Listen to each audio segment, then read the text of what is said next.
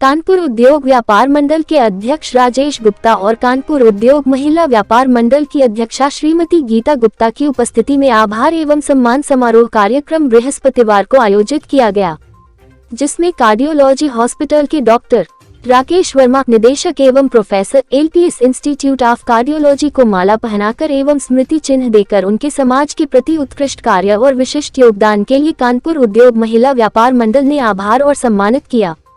Doctor Rakesh Sharma ने अपने उद्बोधन में बताया कि वह व्यापारियों के बीच में आकर एक सेमिनार करेंगे, जिसमें स्वस्थ हृदय पर चर्चा होगी, जिससे व्यापारी स्वास्थ्य लाभ उठा सके।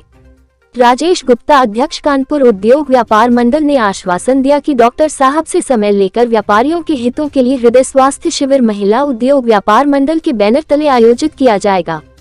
इस कार्यक्रम में राजेश गुप्ता, अध्यक्ष कानपुर उद्योग व्यापार मंडल, श्रीमती गीता गुप्ता, अध्यक्ष कानपुर महिला उद्योग व्यापार मंडल, उपाध्यक्ष ईश्वर वर्मा, वरिष्ठ मंत्री विराट गुप्ता, वरिष्ठ उपाध्यक्ष रेणु जी मौजूद रहे।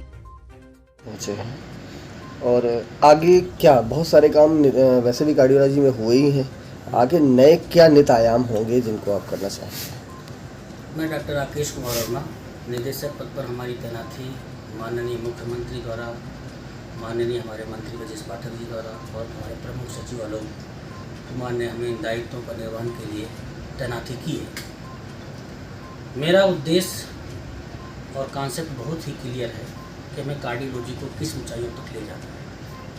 उसमें 3 उद्देश्य हमारे बहुत ही उसमें टॉप मोस्ट पर है कि हम इमरजेंसी सर्विसेज कार्डियोलॉजी को डोर तक कैसे ले जाएं, क्योंकि जो टाइम पीरियड होता है जब मरीज को अटैक पड़ता है और हमारे संस्थान में उसको ट्रांसफ़र होने में समय लग जाता है, उसको गाड़ी का इंतजाम करना होता है, शायद गाड़ी घर में ना हो, ड्राइवर ना हो, खुद चला नहीं सकता क्योंकि उसको सीवियर चेस्ट पेन हो रहा होता है। ऐसी स्थिति में मैंने जो एक दिमाग में कॉन्सेप्ट लाया है, कार्डियोलॉजी टू द डोर, जनता की भागीदारी, ये मेरा एक कॉन्सेप्ट है। उसके पीछे सिर्फ ये है कि मैं कानपुर की जनता को ज़्यादा से ज़्यादा लाभ पहुंचा सकूं और उनकी जान बचा सकूं। और इसको हम कहते हैं हार्ट कमांड सेंटर। उस हार्ट कमांड सेंटर की स्थापना खुद आसानी से साथ की जा सकती है, बशर्ते यदि हमें कानपुर की जनता 4 एम्बुलेंस हमें अगर वो मुहैया करा देती है। और एम्बुलेंस भी कोई बहुत ही हाईटेक नहीं चाहिए,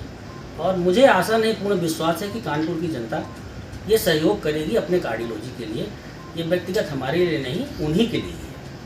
डॉक्टर साहब, वो क्या मेन टाइमिंग होती है अटैक पड़ने के बाद? जब टाइमिंग ये होता है कि अटैक पहचाने कैसे और अटैक कितना गंभीर है, 2 चीज़ इंपॉर्टेंट है जी।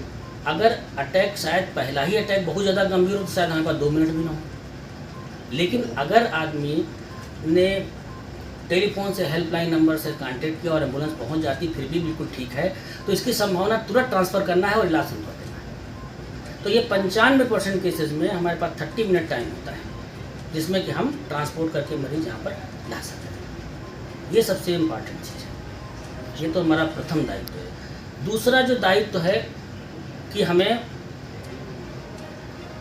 सबसे बेस्ट जो सर्विसेज हैं, जैसे कि हार्ट ट्रांसप्लांट। आज के युग में हार्ट ट्रांसप्लांट कठिन नहीं है, ये मेरे वर्ड हैं अपने इस 25 साल के अनुभव के बाद।